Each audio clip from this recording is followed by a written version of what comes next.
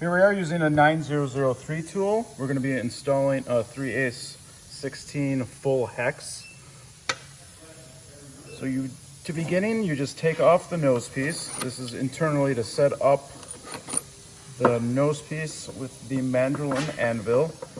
You have to take this off. You just use this tool which comes with, and this tool as well. Put that in there, and then this will turn right off. That gives you access to change from metric and unified headsets. It also comes with this very small little part to connect it that just goes into the mandrel and then into the tool. You then tighten this part all the way. Even when it hits this rubber, the seal, you want to make sure to tighten it all the way to the end to where it can't turn anymore. You then add the full nose cone back on. Then the anvil.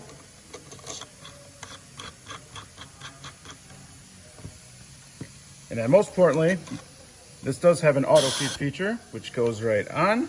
You want to get the Rivnut as close to the end of the mandrel as you can.